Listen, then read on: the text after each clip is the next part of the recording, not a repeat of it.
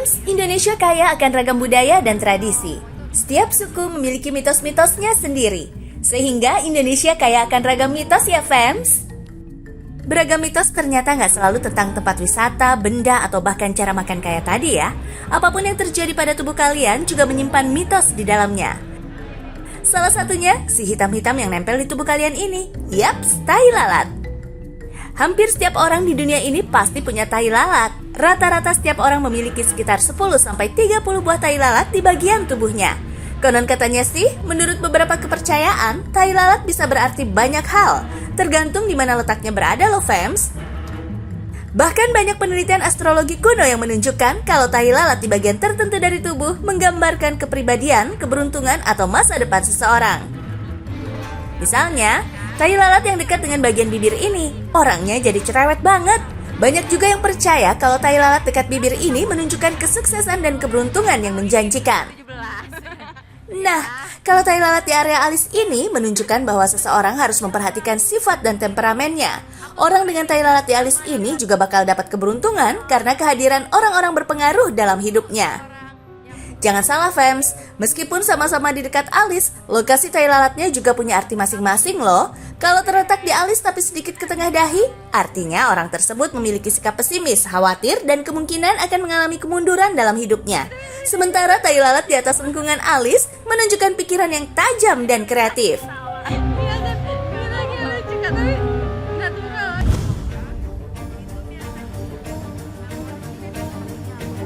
Fams, ada lagi mitos lucu yang dipercaya sejak dulu, yaitu kedutan pada mata. Mitos ini mengatakan bahwa kalau mata kirinya yang berkedut, artinya ada yang benci kalian. Tapi kalau mata kanannya yang berkedut, mitosnya ada yang suka sama kalian.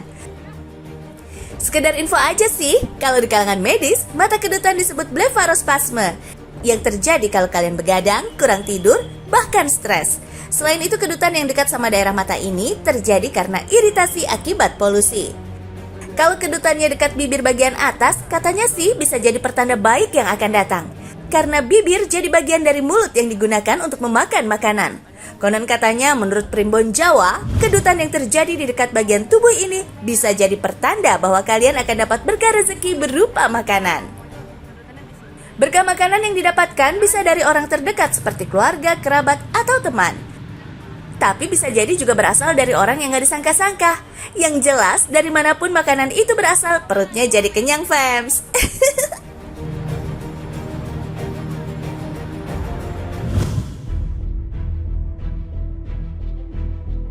Hayo, siapa yang sering mengalami cegukan?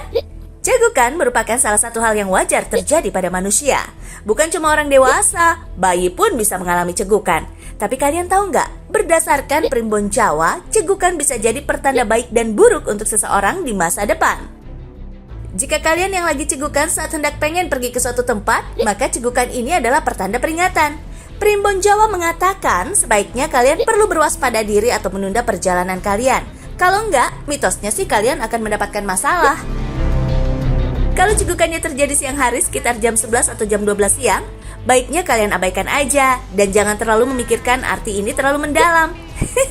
Maklum, di jam-jam ini mulai dekat jam istirahat Fams, jadi banyak orang yang mau mulai menggosip.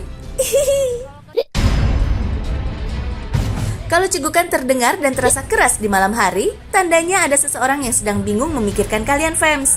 Bisa aja orang itu lagi benar-benar kangen rindu berat sama kalian. Tapi ada juga yang percaya kalau cegukan di malam hari bisa jadi tanda kalau kalian sedang diganggu oleh makhluk halus. Ternyata hal ini juga bisa dijelaskan secara ilmiah loh Fams.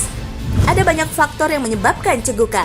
Mulai dari konsumsi minuman bersoda, makan terlalu banyak dan cepat, efek samping obat-obatan, sampai penyakit tertentu seperti GERD.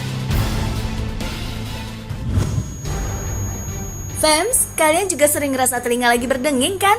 Bahkan bukan cuma berdenging aja, kuping jadi berasa panas banget. Konon katanya kalau telinganya lagi berdenging, ada yang lagi ngomongin tuh. Nggak cuma sampai di sana, kuping berdenging pun dimaknai berbeda-beda tergantung bagiannya. Kalau kuping bagian kanan yang terasa berdenging dan gatal, pertanda seseorang sedang membicarakan hal baik tentang kalian. Tapi kalau dengingan terdengar dari kuping kiri, tandanya seseorang membicarakan hal buruk yang menyangkut diri kalian. Gangguan pendengaran ini ternyata cukup rentan terjadi pada orang dewasa. Bahkan 1 dari 10 orang berisiko mengalaminya. Secara ilmiah sih, keadaan kuping berdenging ini bisa dikaitkan dengan kondisi tekanan darah tinggi, penyumbatan di telinga, sampai stres, fams.